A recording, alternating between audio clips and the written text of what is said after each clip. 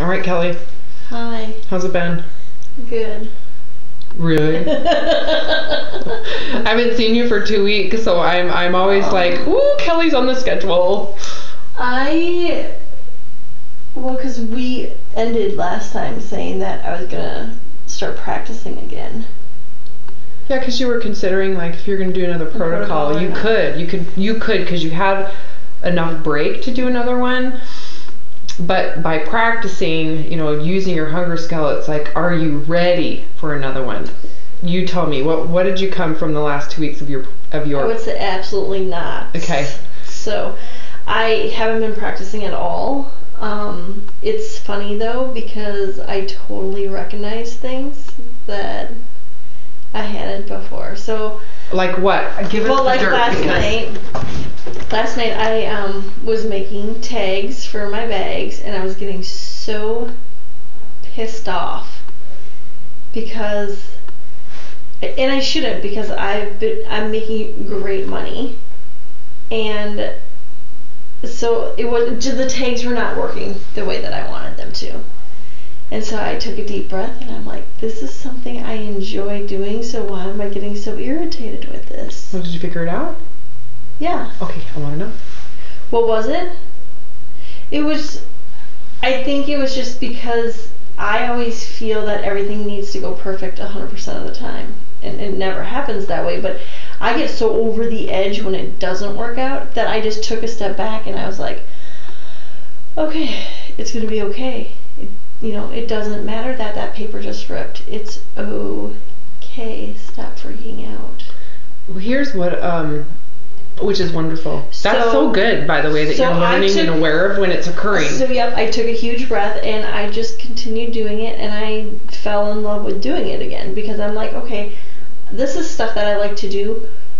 I don't want to get stressed out by it.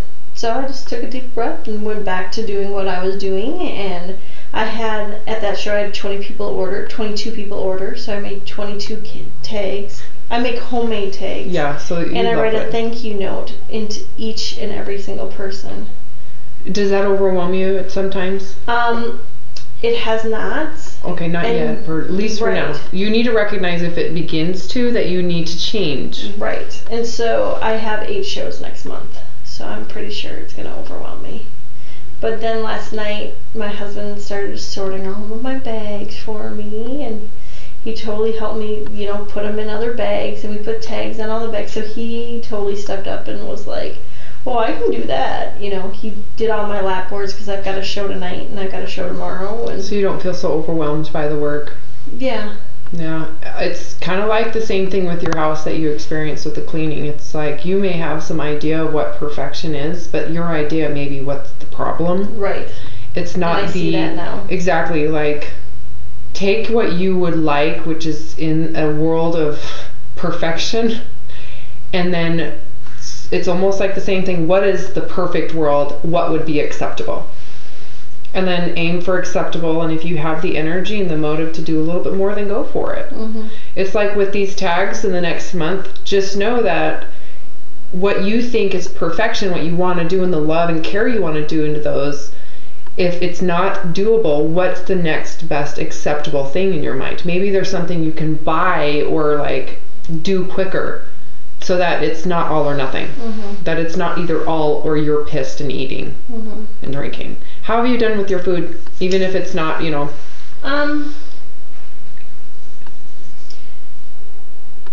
Where are you struggling? Because relative to the hunger scale, because that's always the baseline or foundation. So the foundation is eat when you're hungry and stop when hunger goes away. Where do you feel like you're struggling? I don't struggle after hunger goes away. It's eating when I'm hungry is what I'm struggling, because I eat all the time. So it's just, so let's get into the mindset of it, because it's occurring when it's happening. So is it just the I'm still on that hour thing, like every 2 to 3 hours, blah, blah, blah. And so, but I always stop when I don't overeat. That's the hardest part for a lot of people. So you need to give yourself a big pat on the back for that one. Because once a lot of people start eating, they're too into the food, as if the food is controlling them, and they don't know when to stop, or they don't feel like they can stop, or they can't hold themselves back from it. That's such a big deal that you can do that. Well, and I usually just eat half of my meal anyways, so it's just like I remember how sick I used to get when I would overeat and how disgusted I felt. So I always make sure that I just don't do it. Okay, so then, you're doing a great job. On that part. But yeah. Like eating every 2 to 3 hours is driving me crazy. I'm going and hitting fast food every morning again. Is it just because you love it and you're looking forward to it? So it's just like... I'm hungry and I'm in So you're hungry? I'm hungry. Okay. I'm so you're hungry. Are you judging the fast food? No, but I'm in a hurry, and it's like I could just easily make a protein shake or take a protein shake with me and go. Okay, so I guess I am judging you're judging the food. Okay. And you know what? There is intelligence behind what you put in your body. What type of breakfast are you eating? Is it like a McMuffin, an egg McMuffin? Oh, yeah. Those actually aren't as bad for you as you'd think. They actually use, I'll granted, it's all mass produced. But it's today, I went to Bruegger's, so it's just like... bagel and cream cheese. Well, so, I had the breakfast sandwich with the egg and the sausage and the cheese. You were hungry. I was hungry. And did you only eat enough for hunger to go away, or are you just eating the whole thing because you bought it? Well, I ate the whole thing because I was still hungry. Okay. I ate half of it. Okay, you're judging your behavior based on some schmucky old diet that someone taught you. So here you are thinking you're doing all shitty, and I'm like, what? Do you think you've gained weight back? Yes. Okay, and that's what, there's got to be a reason for that. There has to be some excessive eating. Well, because I'm eating every 2 to 3 hours. Without hunger. Yeah. Because once you eat that, and I know that. Okay, so let's play the what if game. What if you ate you had the protein shake when you were in the morning, when you were hungry? How would that change the way you perceive your eating the rest of the day? And would you then continue eating every 2 hours? Yes. I would consider, I would still eat every 2 hours. That's what I need to get out of my head. Well, yeah, because you're causing some major leptin resistance issues. I know. Because you do not, the snacking that everybody teaches is so bad for you. You should not be snacking. It is really effed up that that's been taught. But that was taught out of ignorance and just naivety. No one knew what we know today, and now we know today that the more fat you have, you're really causing a lot of damage. So there's something about the security of being able to eat every 2 hours. What if you didn't? You'd have to... I feel like I'll die. It would be really good for you, because every time you eat without hunger, you're getting closer to death. I know. It's almost the reverse of what you feel. It's like I don't need to repeat it again, but it's so backwards of reality. It's so backwards, and it's like I'm fully aware. So your reaction is based on a fear that someone instilled in you that isn't intellectually very smart. My true fear is that because I get hungry so quickly and I freak out, I'm trying to prevent that from happening. You're afraid of that. And you just need to be prepared. This is really a matter of, in that bag that you have, packing food. Well, and because at home, I do such a much better job. Yeah. It's just because at work, it's like I can't eat at my desk. I can't step away from my desk. Yeah. So can you drink? Yeah. You need to pack those shakes, the protein shakes. Keep it up front. Yeah, because if you're really fearful of that, the funny part is you're gaining fat because you're afraid of getting hungry. Because when I was still on the protocol, I was doing I'm going back to hours again. I switched my lunchtime because I wasn't hungry at my normal lunchtime, so I switched my lunchtime 2 hours later. And it was about right? And it was fine. But it's just like now I'm like, oh my gosh, I can't. I went back to the 11 o'clock lunchtime. So I go on break at 9. So I'm eating breakfast, right, at 7, quarter to 7. Then I go on my 9 o'clock break and I'm eating again. I go on my 11 o'clock break and I'm eating lunch. I go on my 2 o'clock break, I'm eating again. What you might want to do is watch the video of me discussing the leptin stuff again. just to just get you more kind of aware of. Because it's just like, because you're losing some of your intellect. Like there's intelligently that is like. It's like I have to have 9 o'clock because am I going to make it from 7 to 11? So your behavior is based on fear. It's reactive. Oh, totally. And you're so afraid of that you're sabotaging your own health because of. And maybe it's you don't trust yourself with that type of hunger. You're afraid you'll binge, so you'd rather just prevent it and eat little bits all day long. That's exactly what it is. I'm afraid that I'm going to way overeat. You do not trust yourself. That's a sign of you're afraid of yourself. And it's never going to work if you never get over this. And you just need to be happy with your obesity. This always comes back to the same thing. I know. And when I have failed in the past or when I have not done what they have taught me, with the other diets and stuff, I was always so disappointed in myself. And then this time, it's different because I've learned so much that I'm like, this is just one of the little valleys that I have to figure this out because I need this, and I will make this work just because it's so simple when you get it. If my head wasn't so screwed up. I don't think your head's as screwed up as you think. I'm just too scared. Yes. You're just afraid and of nothing. It's some weird fear that you've created and it's not even the truth. It's like you believe the lies that you're telling yourself. That's the sad part, and they're lies. But you believe them. And so you act on them like that's the truth. And I'm telling you right now, you have been lying to yourself. And all of your behavior, as much as it doesn't make sense, it makes sense based on believing the lie. And if you were to not act on that, you're basically discrediting all of that bullshit that keeps you safe. And that's hard to do. When you think something's keeping you protected, it's like defending your abuser. They protect you, right? But at the same time, it's the most volatile, poisonous relationship. But you won't get rid of it because there's something safe about it. Even if it's going to kill you in the long run. It will shorten your life. It's like the risk of all of what you could gain is not the loss of the mediocre safety that you have. Mediocre safety is better than no safety at all. Because when you let go of the mediocre safety, you think you're going to get nothing at all. Because that's what it feels like. Am I making sense? Yeah. Okay. Because I never know when I say something if I'm in my own head in La La Land. So, anyways, that is called, there's a term for that, risk aversion, or I can't remember. It's very predictable behavior. So you're not weird. And you're not all messed up in the head. You're actually quite normal. Well, that's good to know. Yeah. It's true. You just have been beating yourself up. It's that same forever. I know. And so you have this, the other thing is if you can't do it perfectly, that's the other part. That is the other part of it. Because it's all about perfection in my world. Which is where hell is. Yeah, I know.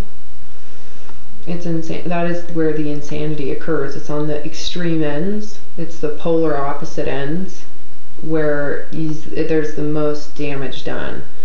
And the most peace will come in the middle.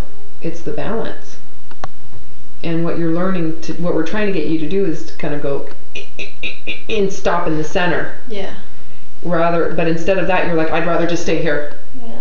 Because I feel these swing going all the way to the other side if I don't do it. Right. So it's almost like if you let yourself go a little bit, you think you're going to go all the way.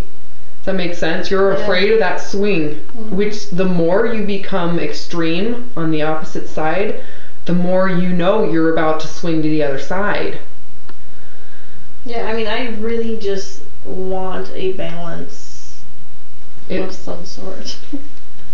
I know it. You need to want it. The more you want the balance, the more you'll detest the idea that you have to control some sort of outcome, because balance doesn't have control. It literally just is. It doesn't quite require work. And that's what I don't want. I don't want to work anymore. Because what you're doing is a lot of work. Exhausted.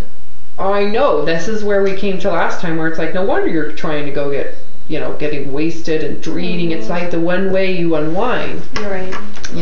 From all of this polar crazy extremism. And it's safe. You're safer on the extremes. At least you think. Right. Well, and for my part-time job, my boss, I guess, asked me to do like a speech about how, because my average shows are over $1,000, and they're like, you've only been doing this for 6 months. What are you doing? But as you and I would both know, is I always go above and beyond in every situation. So I was explaining to people like you. It's like, even with the thank you card, it's really you and your energy that people love.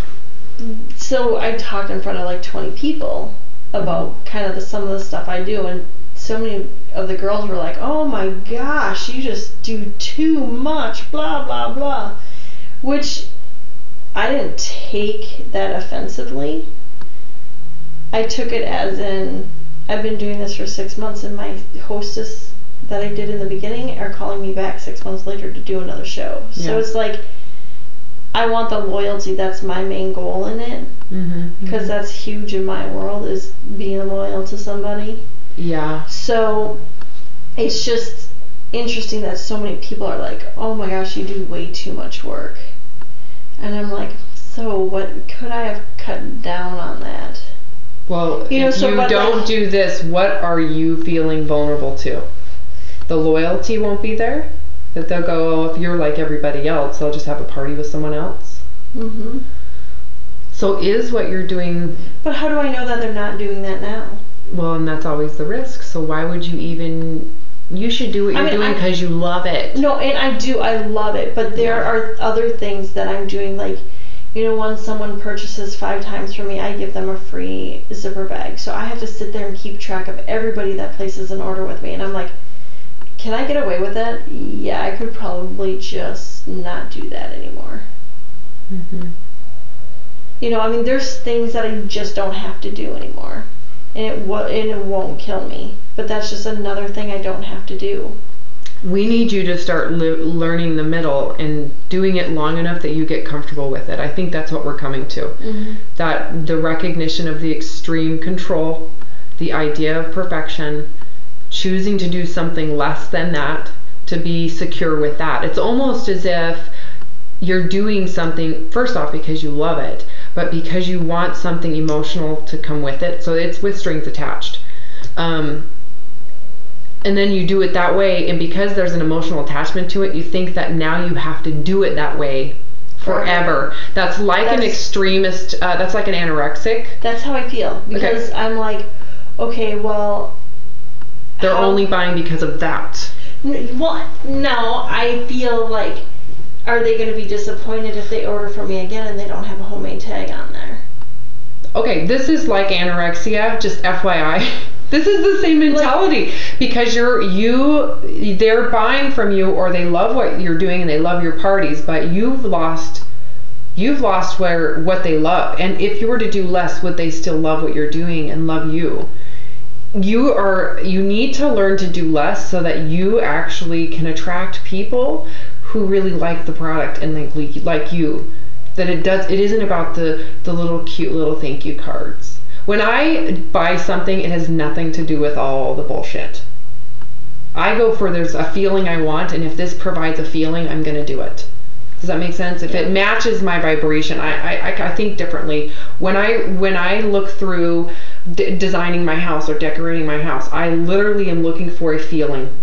And I know what the feeling is that I like and what I want it to be cohesive with, and that's what makes my decisions. And I'm not alone. People love the fabric. They love the functionality of it. They're buying the product, not the thank you card. You've attached their loyalty. I want to make them feel special. You do that just by caring about them. It doesn't have to be with those little things. Just the fact that you're sending a thank you card is the act of it. It doesn't have to be defined by the paper you use, how you cut it. The fact that it's homemade. They're all cut with a flower, and it has their initials on the outside. Oh, honey. I know. And I love it. But if it's because you want their loyalty, the vibration of it is diminishing. It's not what it is. It's not authentic anymore. It's conditional. You do it for a condition. I have everything sent to my home, so I can go through everything, make sure everything's perfect, because I don't want the hostess to find a mistake that. There's nothing wrong with that. There's nothing wrong with this. You need to find a balance point where you don't feel vulnerable.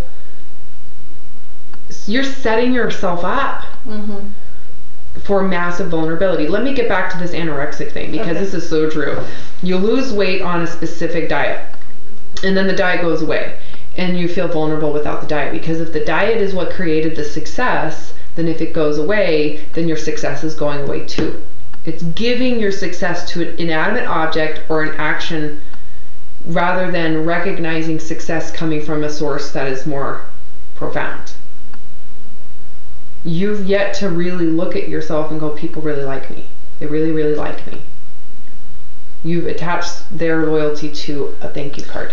And it's hard for me to grasp that part. It's like I know, because I have a crap load of friends. Like, so I know I'm probably a pretty nice person. You think so? But it's so hard for me to understand, like, but like you said, for the open house, they're coming to see you, they're coming to see your product, they're not coming to see how clean your house is. How liberating was that moment where you let yourself do less than to see if they truly liked what's going on? You need to keep on doing that, because the extremist side of you that has these crazy expectations causing this fear, that is what's creating the vulnerability on the other side, because you're attaching their loyalty to something that isn't authentic. Okay, so then I have a question. On Facebook yesterday, I put a little status thing that says, whoever likes my status, I'll walk a mile for you. So let's see how many miles I can get to, or something like that. It was like this little poem thing. So I have 72. I gave it a timeline. So now I'm going to walk 72 miles. But that to me is crazy. Like, I'm not going to do it all at once. But for 72 people to respond to what I wrote is crazy to me. Well, yeah. They really actually just like you. And even if you didn't walk the 72 miles, maybe 2-3 people will say, oh, I like this. Oh, you're like, shit, now I gotta walk. So now in my head I'm like, okay, 3 miles 3 times a week will give me like 2 months. You're like, what was I thinking? Honestly. But I want to get back into the exercise thing, but I'm nervous because I don't want to go so hardcore, because I like the 3 miles, I mean, seriously, that's realistic. Just be moderate. Right. That's the only way to get it done. You have to take the time constraint off. You just have to go, I will do this, I committed to it, and I'm not going to put a limit to the amount of time. I'm just going to track it. And if you make the goal of 3 times a week, 2 to 3 miles each round, you're going to hit your goal. You need to just take the extremist side out. And that's what I'm so scared of, because it's like I have such a huge addiction personality in everything. I don't think that's true. That's another lie you've listened to, and you keep on. Yes, you are not an addict. You are not an addict. That is the parents. This is all the same. You keep on attaching your reaction. The way you behave is a reaction to parents who are extremists. You had to accommodate them. That way. No, you were created to that. You were taught that you had to meet a certain crazy expectation. You're not that way. You believe it. You were forced to think that you're an extremist. So you truly believe that I'm not going to have any sort of... Well, the only reason why people are extremists or addicts is because they have such low self-esteem that they have to have something to compensate. And the compensation has to be on the other side, because that's how low they are. So to get out from that pit of low, low, low, they're going to need something humongous. That is not the truth. You are not that low, and you don't need something so high. Okay. Did I describe that in a way you could understand it? Yeah. Do you honestly think that you are an addict? Because if you are, you're admitting to me that you are a pile of crap. Because you know that's not true. So if it's not true, why are you reacting as if you are? Well, it's because your parents taught you that you were, or society, or whatever it is. When you stop believing that, it's a lie. Stop believing it. You don't need all this control to feel good about yourself. The only way to get there is for you to let go of control, and you're going to go, holy moly, this is way better. This is me. This is why I didn't do well as an extremist. You're not doing well as an extremist. I know that. But it's like, I don't know. I don't know how to get there. How to get out of it? Yeah. Well, I'm trying to get you like a real quick way. And like jumping off the cliff. It's like, okay, well. You have to let go of control. You have to have, it's almost like in your mind, you have to find, you have to be so miserable. And this is, I tell this everybody, you have to act as if you're dead, if you're dying. If you were dying, honestly, would you care about if people buy your bags and stay loyal to you? Would you really care? You would stop trying to manipulate them through actions. You know what I mean? Yeah, You'd say, you know what? You are not, you're living in a false, entitled world. You need to actually get to the vulnerability of life and then develop from there. When you finally get to where you're just lucky you have a body right now, with the fact that you've killed it on, you've literally committed suicide with food so many times, and it continues to keep you alive. It's amazing that you're still alive. Have you ever thought about that? Like, how is it that your body has done just such a miraculous job keeping you connected? It's amazing, you know. But you need to live as if you're dying. I know it sounds cliche, but it's the truth. Like, to just let go of control, it's just like, for me, it's really scary. No, yeah, it is. But I guess I just having a hard time with what's balance and what's over crazy. Well, because you've never really had a lot of balance, so you're having a hard time even, like, when someone says, when someone's just really even killing balance. You're like, how does that feel? Well, not how, like, how do I get there? Like, not how do I get there, but like, I guess I need to know what I can get rid of in my life to make it easier. Well, a simple way of thinking about it is, don't do anything to try to get security with other people. See, no, that doesn't make sense to me. Well, because that's what you always do.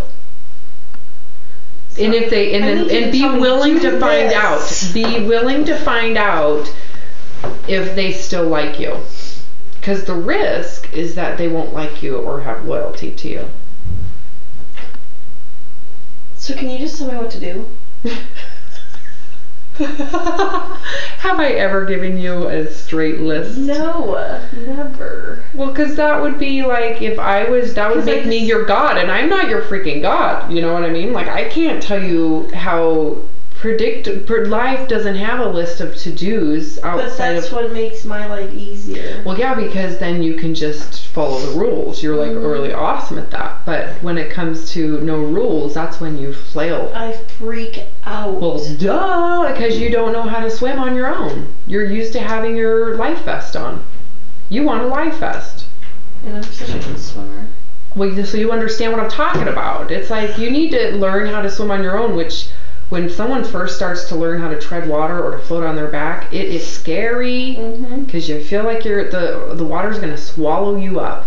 And the only way to do it is to just do it and recognize that actually if you stop fighting water, you're buoyant. You literally float, it holds you up. But it requires you stop trying to control the water, you know? Stop controlling the environment. So can you give me just like one exercise for next week? Yeah, don't have any expectations. I went to my sister's on Sunday. And was it better? I didn't have any expectations. It was fantastic. Okay, so you've actually done this before. Let go of all your expectations.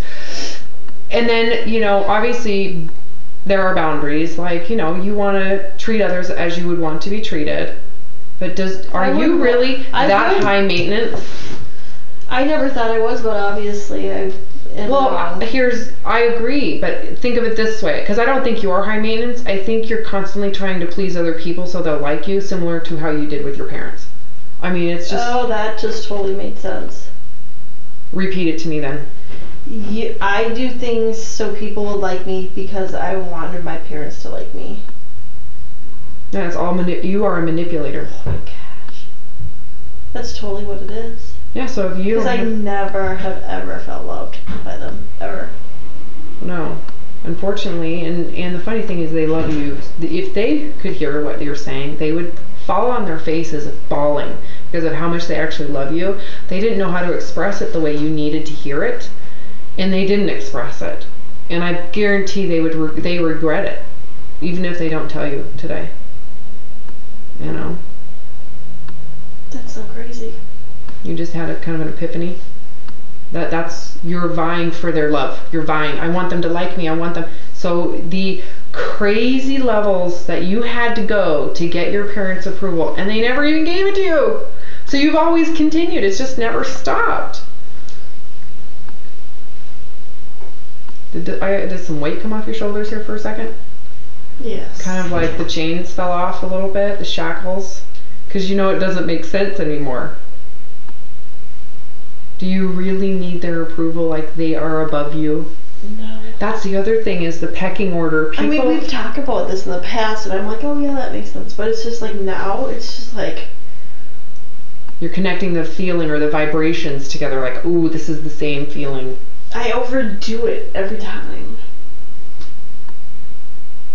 You know, it's just like, I will talk to my mom about my business. Mm-hmm. She never asked, nobody in my family ever asked me about it, and I'm like kicking some serious ass in it. Mm-hmm. You're proud of yourself. You don't need them to care. And like, I'll talk to them about it, and they're just like, move on to the next subject. It's like they could care less. Yeah, but they do. Can I just tell you something? Because they do more than you can imagine. Some of this, you have a hard time empathizing because you don't have your own children. Can I just tell you? There's certain feelings that until you have your own kids, you will never get. So that is part of the kind of issue here. Is you can't imagine, you know, until you actually have a human soul that is 100% yours to take care of. The attachment to that soul is beyond explanation. And so I know right now that I'm saying, oh, I know your parents would be devastated if they heard this. You may not even know it because you still don't know that connection. You can't empathize because you don't have that connection with someone else. Does that make sense? Yeah. So some of your feelings are coming from a place that you may never get. Okay? You may never have that, I know they love me, because I already know that this is something that can never, this type of bond can never be broken between a child and a parent. It just can't. But let me give you myself as an example, because I've written this book and it's taken me 2 years to write it. My parents wrote it and they're like, oh, we loved your book, it was great, that was it.